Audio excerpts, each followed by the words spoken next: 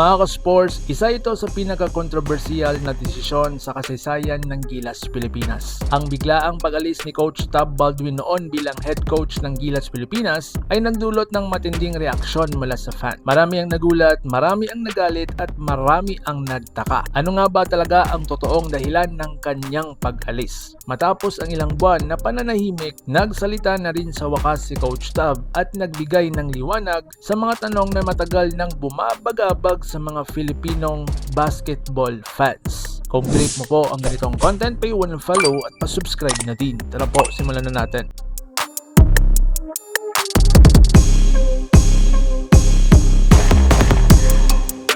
Mga ka-sports, ang controversial na pagkakaalis. Matatandaan noong Enero ng taong iyon, 2022, isang malaking balita ang gumulat sa basketball community. Bigla na lamang nawala sa posisyon si Coach Tab bilang head coach ng national team. Ito ay matapos ang matagumpay niyang pamumuno sa Gilas noong 2021 kung saan naitala ng koponan ang makasaysayang panalo laban sa South Korea. Ang mga panalong iyon ay naging simbolo ng pag-asa sa bagong direksyon ng Gilas. Ngunit sa kabila nito, tila ba bigla na lamang naglaho ang programang kanyang binuo. Dahil dito, maraming fans ang nagtanong, para ba ito sa interes ng bayan o may mas malalim na interes na nagaganap sa likod ng desisyon? Mga ka-sports, ang eksklusibong paglalahad ni Coach Tab Baldwin. Sa isang eksklusibong panayam na inilabas ng isang column sa spin.ph, ipinaliwanag ni Coach Tab na ang kanyang pag-alis ay hindi simpleng desisyon daw.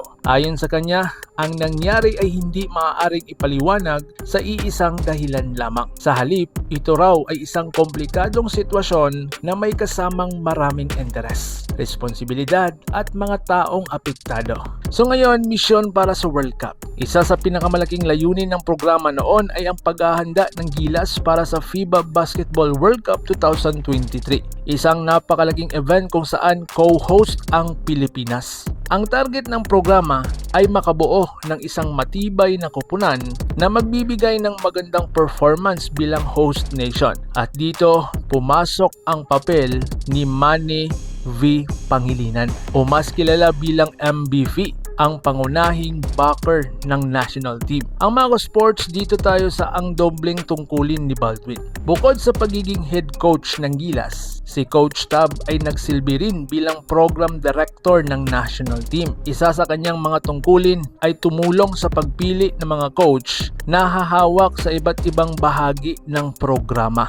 Kasabay nito, siya rin ang head coach ng Ateneo Blue Eagles sa UAAP. Dahil dito, inaasahan na talaga na magkakaroon ng mga hamon sa pag-manage ng kanyang mga responsibilidad. So ngayon, ang tanong, ang biglaang pag-alis papunta daw ng US? Sa gitna ng paghahanda ng Gilas, kinailangan ni Coach Tab na pumunta sa Estados Unidos upang alagaan ang kanyang kapatid na may pinagdadaanan sa kalusugan. Pagbalik niya noong Enero, napansin niya agad ang isang malaking problema. Mahirap nang buuin ang roster para sa susunod na FIBA window. Ang dahilan, malapit na rin magsimula ang mga liga tulad ng PBA, UAAP, kaya limitado ang availability ng ating mga local players. So ngayon, ang rekomendasyon ni Tab. Dahil sa sitwasyong ito, nagipag-usap si Coach Tab kay MVP upang makahanap ng solusyon. Sa puntong iyon, matapos manalo ng championship ang TNT Tropang Giga sa PBA,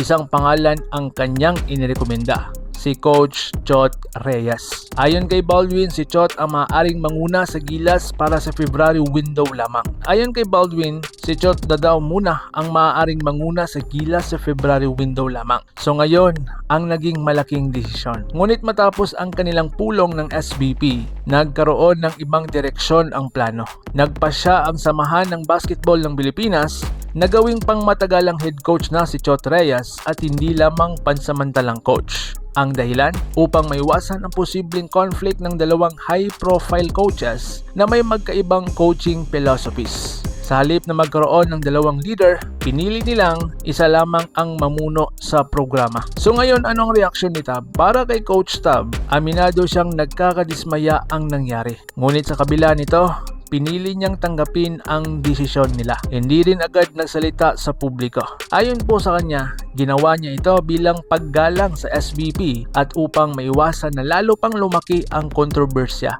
So ngayon, bakit siya nagsalita? Matapos ang ilang buwan, napilitan na rin siyang magsalita. Isa sa mga dahilan ay ang patuloy na kritisismo na natatanggap ng national team. Dagdag pa rito ang kakulangan ng suporta ng fans sa iilang laban ng Gilas, kabilang ang laban kontra Saudi Arabia National Basketball Team. Para kay Baldwin, mahalaga na maipaliwanag ang mga pangyayari upang malinawan ang publiko. So ngayon, anong mensahe ni Baldwin sa fans? Sa kanyang mensahe, humingi ng paumanhin si Coach Tab sa mga fans kung ang kanyang pananahimik ay nagdulot ng iba't ibang espekulasyon. Ipinaliwanag din niya na ang tagumpay ng Gilas noong 2021 ay bunga ng mas mahabang preparation time. Kaya hindi ito dapat ikumpara sa mga kupunang may limitadong oras para maghanda. So ngayon, suporta pa rin siya sa Gilas. Sa kabila ng lahat na nangyari, malinaw ang kanyang mensahe. 100% pa rin ang kanyang suporta sa Gilas Pilipinas.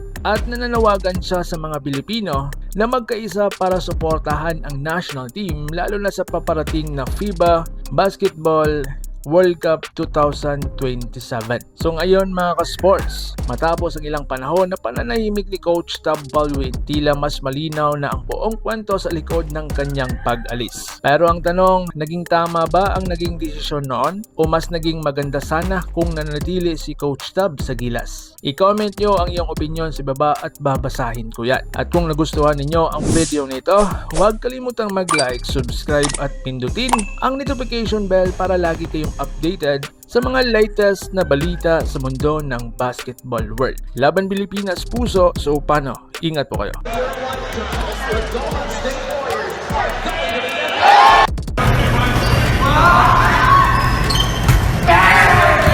Mga ka-sports, kung hilig ninyong bumili ng mga Gilas jersey, Gilas accessories at mga gamit na pang basketball, habang nanonood po kayo sa aking mga videos, kindly check this basket on this lower part ng ating video at magpa-pop up yung ating mga items sa gilid. Mga legit po yung mga items dyan, and see to it po na makabili po kayo ahead of time kasi meron po yung mga discounts and mga promos depende po sa seller. And also, kunting suporta din as a content creator po. Salamat!